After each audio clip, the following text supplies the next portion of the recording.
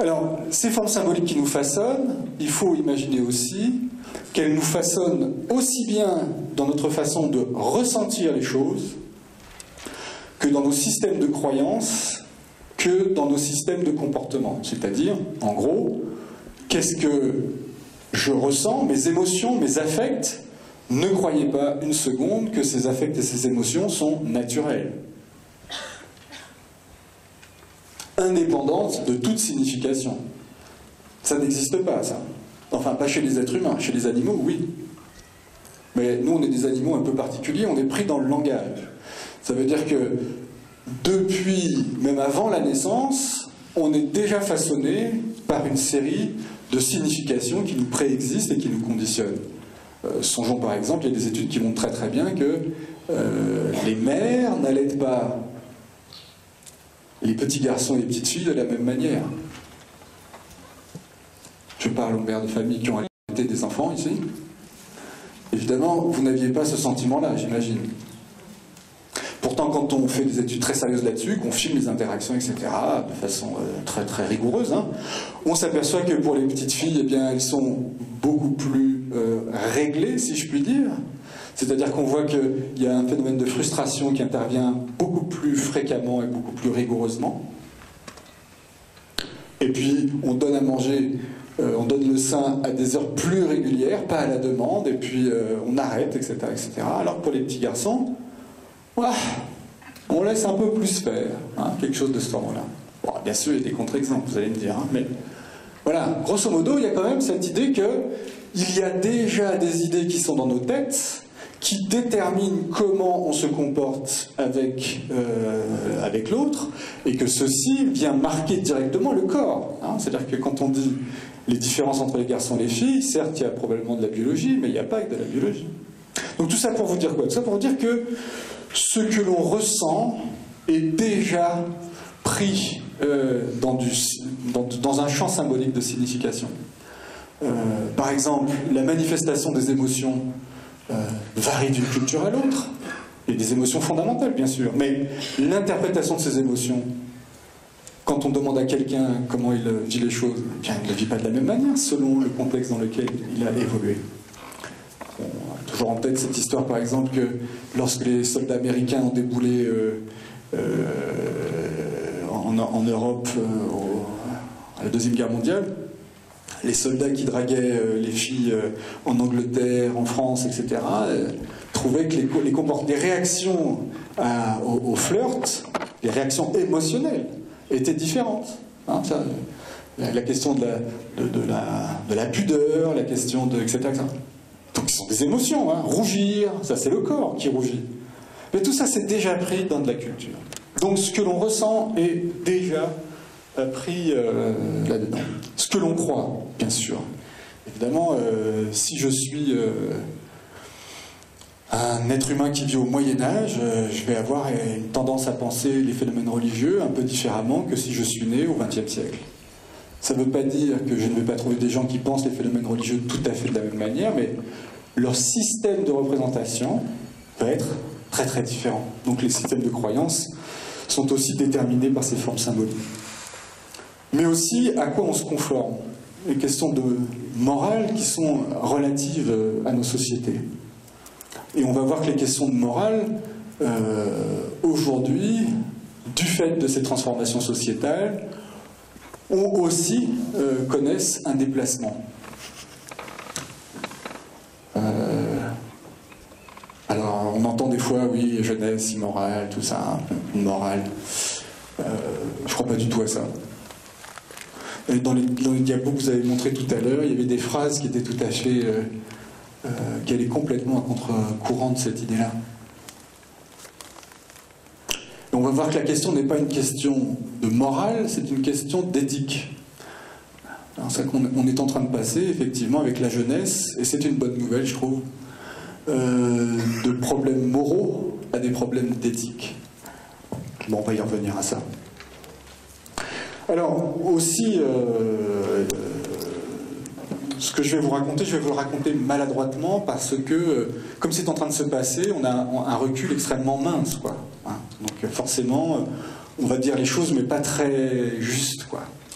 Bon. mais dans ce pas très juste-là, j'espère que du coup ça va créer de la, comment dirais-je, du questionnement, de la critique et de la polémique même, parce que évidemment tout ça est compliqué. C'est-à-dire qu'aujourd'hui, on a une situation dans nos régimes de subjectivité, c'est-à-dire comment on ressent, on croit et on pense qu'on doit se comporter, hein, ces trois registres-là, hein, ce qu'on ressent, ce qu'on croit et la notion des règles, des normes de relations sociales, qu'il faut penser comme étant des processus verticaux et des processus horizontaux. Je vais m'expliquer là-dessus.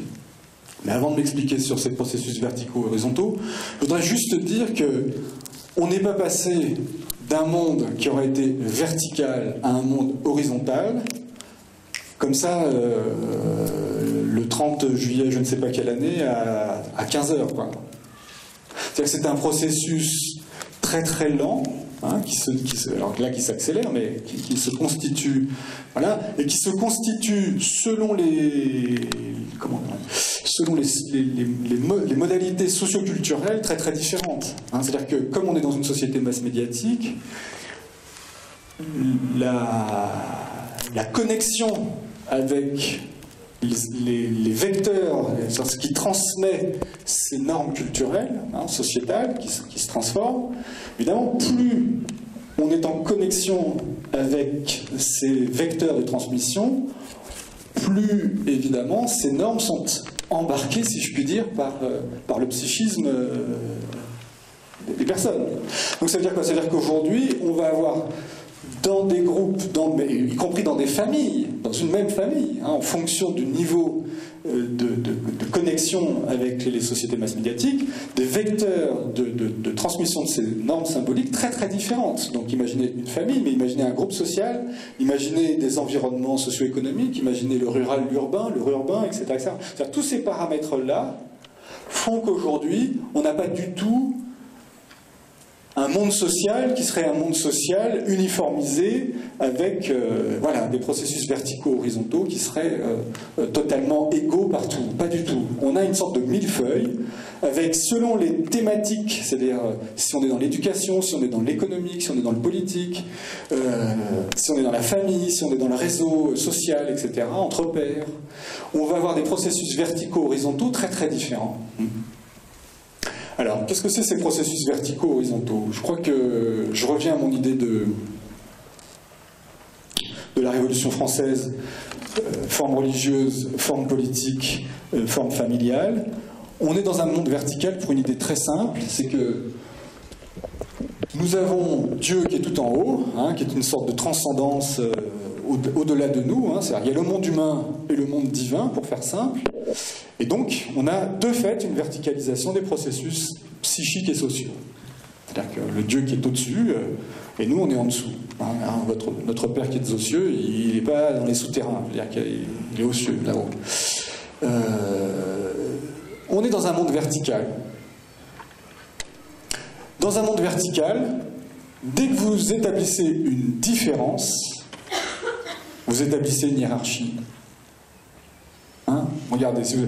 on n'a pas de truc, mais imaginez, ça c'est une ligne verticale. Si vous prenez 2 points, si vous prenez un point ici, dès que vous mettez un autre point sur cette ligne verticale, qu'il soit là ou là, vous en avez un qui est au-dessus de l'autre. Si vous prenez une ligne horizontale, si vous prenez 2 points, il n'y en a pas un qui est au-dessus de l'autre, ils sont juste différents. C'est la différence, effectivement, entre un système hiérarchique et un système horizontalisé, vertical, horizontal. Donc je le répète parce qu'il ne faudrait pas que... En général, ça produit ça comme effet. On se dit, alors avant c'était vertical, maintenant c'est horizontal. Non, non. L'être humain a toujours des processus verticaux et des processus horizontaux, de tout temps. Simplement, ce qui se passe dans nos transformations sociétales, c'est, imaginons, comme sur une photographie, vous savez, vous avez l'arrière-plan, l'horizon, et puis le premier plan, le sujet de la photographie. Alors, on va le penser en termes de phénomènes sociétaux, symboliques, et on va se dire, nous avons un horizon symbolique, et puis nous avons un centre organisateur, c'est-à-dire ce qui va influencer les formes symboliques qui vont organiser les relations entre les êtres humains.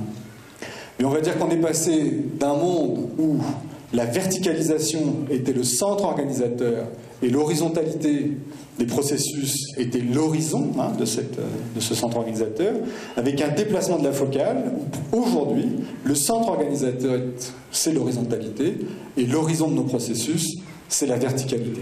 C'est-à-dire que dans nos relations sociales, on a toujours besoin de verticalité, parce que sinon c'est le chaos. Et moi, caricature, je vois une famille, par exemple, récemment, où le père demande en permanence à sa fille s'il peut s'exprimer. Et où finalement, au bout d'un certain temps dans la séance, ben, c'est la fille qui parle toute seule. Enfin, elle prend toute la place dans la séance, et les adultes sont là, et voilà. Bon, évidemment, vous allez me dire, c'est exactement l'inverse d'une famille du 19e siècle, où repas de famille, le père parle tout seul, avec éventuellement sa femme qui l'écoute, qui, selon la dynamique du couple, elle l'ouvre ou pas d'ailleurs, ça c'est une autre question. Mais les enfants se taisent. S'ils veulent parler, éventuellement ils lèvent le doigt, et encore, si papa veut bien.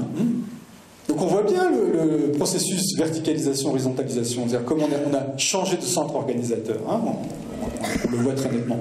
Ça veut dire quoi? Ça veut dire que, évidemment, qu'on va avoir besoin de continuer dans ces familles chaotiques, hyper horizontales, où il n'y a plus 1 cm² de verticalité, il va falloir reverticaliser des choses, bien sûr. Et puis, dans des familles qui sont encore dans des processus extrêmement vertico-rigides, et où ça pète les plombs tous les 4 matins, parce que dans la tête des enfants, comme le monde est un monde plutôt horizontalisé d'un point de vue des formes symboliques, c'est vécu comme un abus de pouvoir incompréhensible d'ailleurs.